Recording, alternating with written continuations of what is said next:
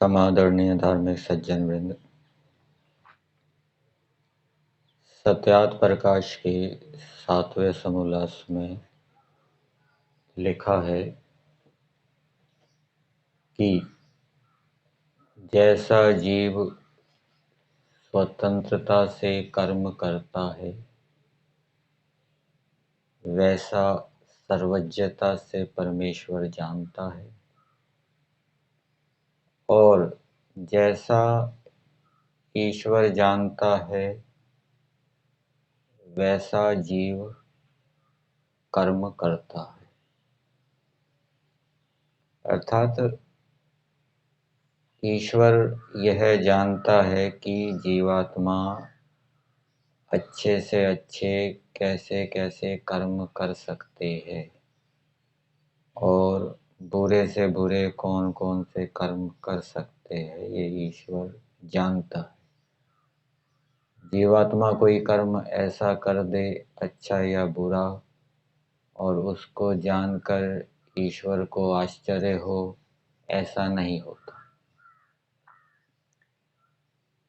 अर्थात भूत, भविष्यत और वर्तमान के ज्ञान और फल देने में ईश्वर स्वतंत्र है।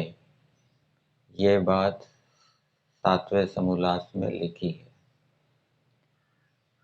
भूतकाल में जीवात्माओं ने कौन कौन से कर्म किए, उनको ईश्वर जानने में स्वतंत्र है, इंद्रियों के पराधीन नहीं है, इंद्रियों के अधीन नहीं है। भूत के सभी कर्मों को ईश्वर जानता है, जान सकता है। हम क्योंकि मन आदि इंद्रियों के अधीन है, इसलिए भूतकाल की देखी हुई सुनी हुई सभी बातों को हम नहीं जान सकते। जितना संस्कार है मन के अंदर, उतना जान सकते हैं। कुछ संस्कार बहुत कमज़ोर हो जाते हैं या कमज़ोर पड़ते हैं, तो उनसे संबंधित हम भूतकाल की बातों को नहीं जान सकते। लेकिन ईश्वर ने जिन जिन जीवात्माओं के कर्मों को देखा, अब उनको फल देना है उनका। अब वो देखी हुई बात बीत गई, लेकिन ईश्वर बिल्कुल वैसा का वैसा जानता है। और भविष्यत काल की बातों को भी हम जानने में स्वतंत्र नहीं हैं, मन के अधीन है। जितना मन हमें संस्कारों के आधार पे भविष्य की बातें जना पाएगा, उतना जान पाएंगे। परंतु ईश्वर अपनी शक्तियों से भविष्य की सभी बातों को जान लेता है। उसको भविष्य की बात जानने के लिए या भूतकाल की बातें जानने के लिए मन आदि उपकरणों की आवश्यकता नहीं। और फिर वर्तमान में जो हम कर्म कर रहे हैं, उनको ईश्वर जानने में स्वतंत्र है। सभी जीवात्माओं के कर्मों को ईश्वर जानता है सर्वव्यापक होने से। लेकिन हम वर्तमान के ज्ञान को करने में किंचित स्वतंत्र है। आँखों से हम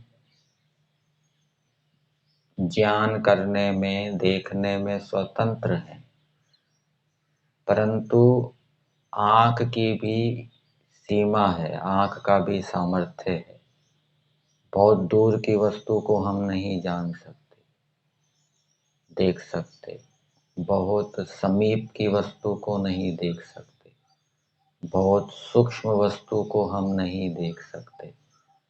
तो नेत्र से हम वर्तमान में ज्ञान करने में किंचित ही स्वतंत्र हैं, पूरे स्वतंत्र नहीं हैं। लेकिन ईश्वर को क्योंकि नेत्र आदि इंद्रियों की आवश्यकता नहीं है, इसलिए वो अपनी शक्ति से सब स्थानों में देख सकता है, देखता है, सर्वव्यापक होने से। दूर की वस्तु को भी देखता है, समीप की वस्तु को भी देखता है। ईश्वर के लिए तो कोई दूर समीप है नहीं, क्योंकि ईश्वर सर्वव्यापक है।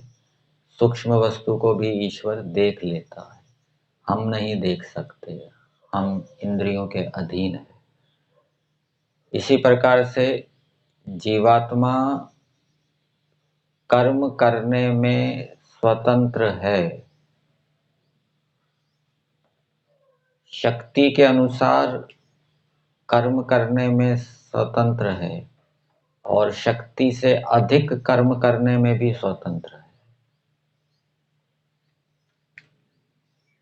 नेत्र इंद्रिय का जितना दिखाने का सामर्थ्य है उतना हम देखेंगे, लेकिन उसके सामर्थ्य से अधिक नहीं देख सकते।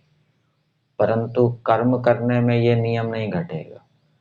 कर्म करने में जितना हमारा सामर्थ्य है उतना हम कर्म कर सकते हैं और सामर्थ्य से अधिक भी कर सकते हैं।